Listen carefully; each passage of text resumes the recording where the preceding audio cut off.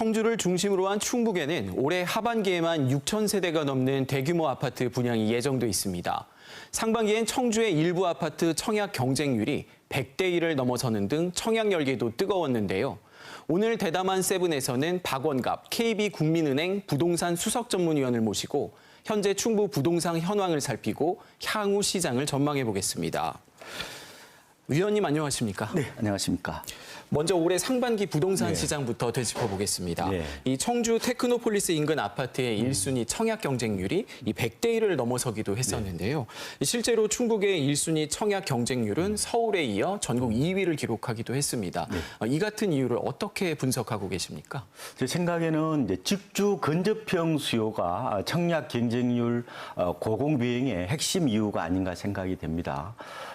단지 인근에 이제 청주 테크노폴리스에는 뭐 SK 한인익스라든지 LG 생활건강 같은 대기업과 협력사가 이제 다수의 입주해 있는데요.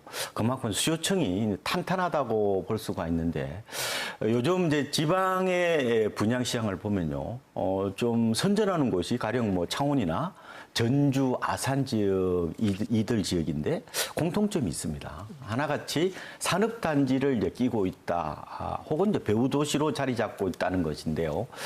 요즘 그 주택시장의 유행어가 얼육신이거든요. 얼어주고도 신축이라는 건데 그만큼 젊은 층 중심으로 신축 아파트 선호도가 과거보다 이제 강하다 보니까 이런 트렌드도 신규 분양 선전에 또 다른 이유가 되고 있다. 이렇게 이제 정리를 해드릴 수가 있겠습니다.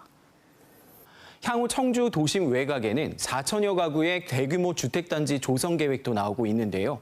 개발업체 대표의 인터뷰부터 들어보겠습니다. 총 3개 블록 4,000세대로 이루어져 있고요. 현재 1블록 1,500세대를 분양 중에 있고 올 하반기에 2,500세대를 추가로 분양할 예정입니다. 저희가 이렇게 4,000세대에 가까운 대규모 단지를 분양하게 된 이유는 청주시가 최근 전국에서 미분양 보유수가 가장 적은 도시이기도 하고 또 인구가 많이 유입이 되는 도시이기도 합니다. 그래서 향후 수요가 풍부할 것으로 예상이 되어서 청주에서 대규모 사업을 진행하게 되었습니다. 네, 이처럼 이 대규모 아파트 공급에도 이 지금과 같은 이 높은 청약 경쟁률이 유지될 수 있다. 어떻게 보십니까?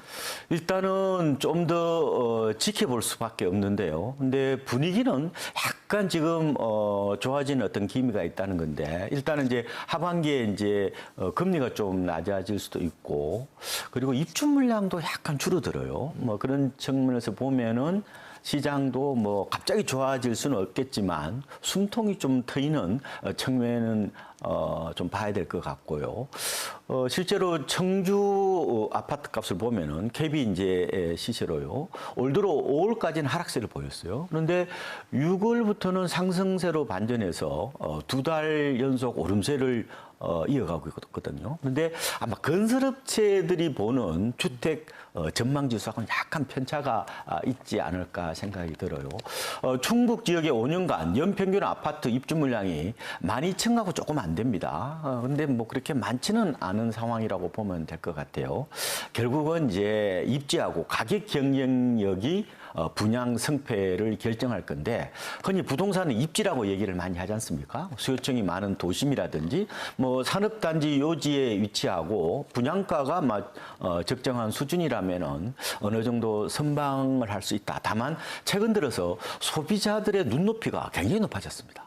그래서 아무래도 이제 소비자들이 이런 대규모 단지를 좀 선호하는 경향이 있기 때문에 뭐 소규모 단지거나 아니면 분양가가 좀 높은 곳에서는 좀 미분양으로 좀 이어질 수 있지 않겠느냐. 그래서 아마 시장 전체를 보면은 좀 옥석이 가리는 어떤 그런 양식이 되지 않을까 생각을 해보고 있습니다.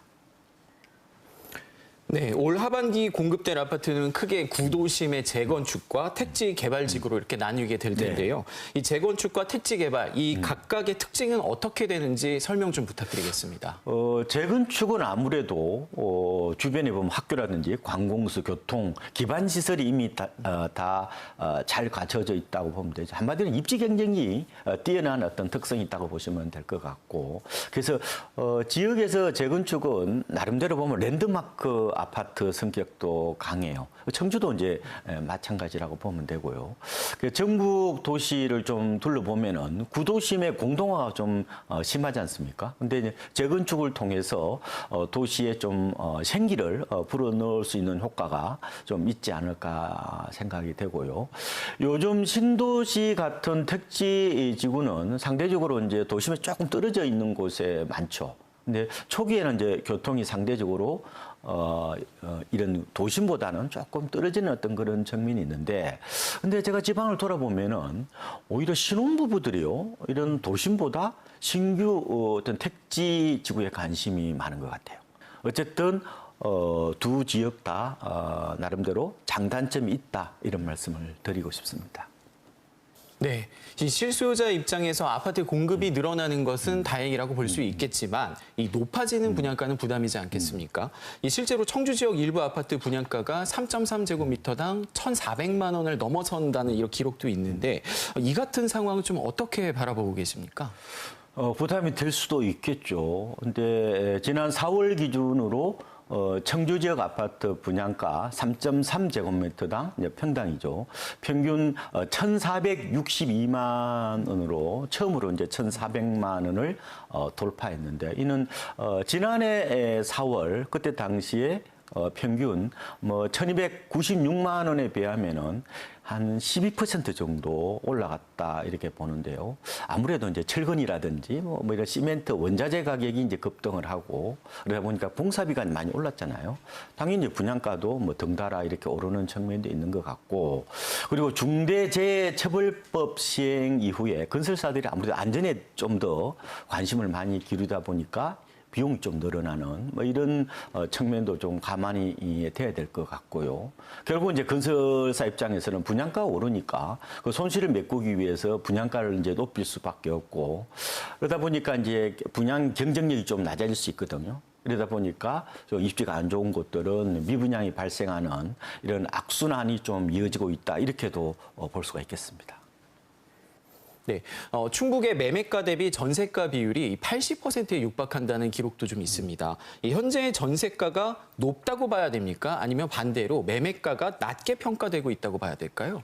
그래서 상대적 비율이에요, 어떻게 보면. 그런데 말씀하신 것처럼 굉장히 높은 것은 맞아요. KB 부동산 시세를 보면요, 7월 충북 아파트 전세가 비율이 79.3%입니다. 뭐 거의 80%에 육박하고 있다고 보면 되는데, 그러면 뭐 매매 가격이 1억이라면은 전세가 뭐 8천만 원 정도 된다고 보면 되는데요.